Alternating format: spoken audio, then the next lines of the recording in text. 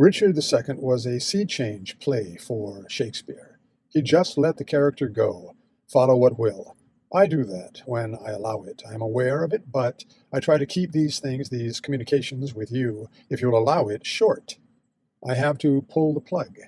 That's what Shakespeare did with Mercutio. Killed him off, or he would have taken over Romeo and Juliet and Mercutio. He's a hard character to get right. Lots of bad performances. Same with Leontes, the weird king in A Winter's Tale. Probably hard to act, because the actor has to go deep, deep. These are characters who take over their own writing. Shylock, Hamlet. Richard II is like me. Not so much in love with words, him more than me, because I'm more self-aware, but self-dramatizing.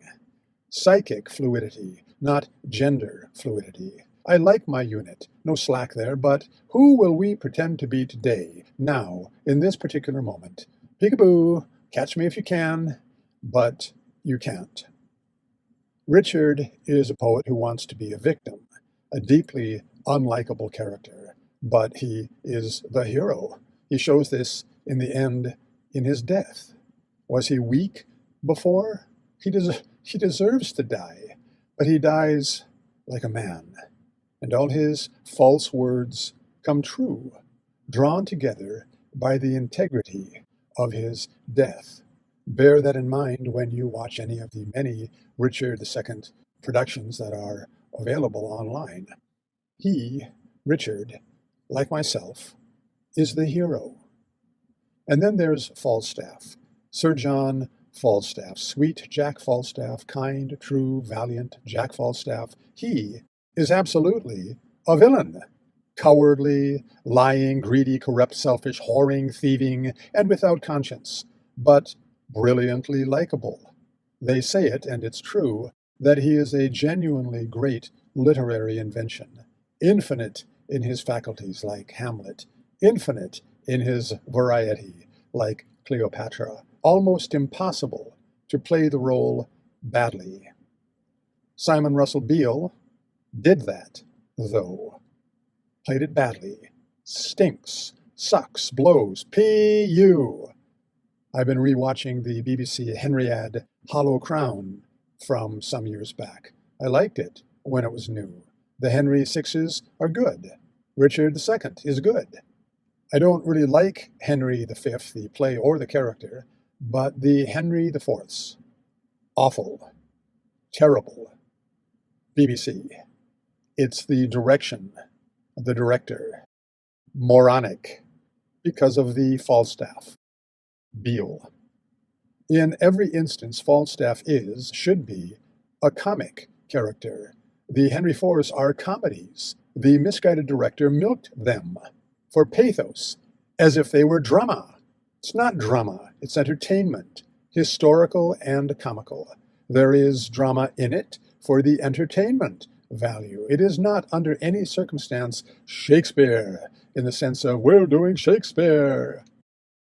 The BBC's Hollow Crown did the nearly impossible, made Falstaff unlikable, fumbling and stupid.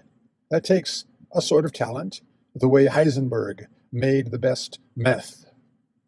Take Aaron the Moor, or Barabbas the Jew, or Tamburlaine, or Iago, or Richard III. So evil that you might even like them. This is not that. Falstaff is a bad man that you have to like. Countless ways to play him, and all of them work, except if he's played stupid and mean-spirited, like this one, Beale's, via, I have to think, the director. But maybe it's Beale. I didn't like his King Lear either. Like Charles Bronson. Was he a handsome, ugly man, or an ugly, handsome man? Is Beale's Falstaff a stupid, smart man, or a smart, stupid man? The former, stupid, but it's not worth the thought to figure that out, except it's obvious. Orson Welles? His Falstaff, The Chimes at Midnight. Welles was the greatest artistic genius of the 20th century. Conceived, constructed, growing, manufactured, self-creating. Personality is a construct. It's not who we are, it's what we show as a coping mechanism and a deep, deep habit. It can change personality. Gender, too, is a construct, roles that we play because it's how we were taught. But biology, anatomy, sex is not a construct any more than hormones are concepts. It is undeniable that we are constructed in the womb if we are allowed via non-abortion to finish that process. I'm a real boy. And sexual behavior is not a construct because instinct is not a construct. Neuroses, compulsions, fetishes, perversions are constructs, the way molestation constructs childhood emotional development, the way female circumcision contributes to Muslim social stability, the way foot binding contributes to old-time Chinese female beauty. Constructs, ideas we internalize, take insight from outside. But, of course, I am being equivocal. What do I mean by behavior and by sexual? Sex, as in sexual reproduction, is clear. Male and female, yoni and lingam, sperm, womb, egg, very linear and circular. Then there's all that other crap beyond biology. Spiritual, theological, societal, familial, propagandical, molestational, political. Can't argue with that. It's real, just secondary. Evolution does not care about homosexuals or eunuchs, castrati. Sexual intercourse is like gravity. Down, down, down. Is there an escape velocity? Castration just makes you weigh less. Sex determines gender, the way foot size determines shoe size. You can be deluded or dishonest about the fit, but the lies, like facts, would be measurable. The ugly sisters in the Grimm's tale of Cinderella got their big toes cut off to make the slipper fit. If you're a toeless princess, you can be carried by footmen or lackeys, rather men who are lacking. But the ugly sisters were not princesses. They were crippled, ugly women, and ugly crippled women.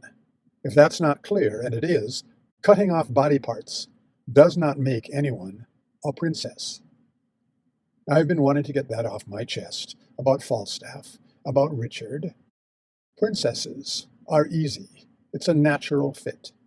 But it's hard sometimes to see who the villains are and the heroes.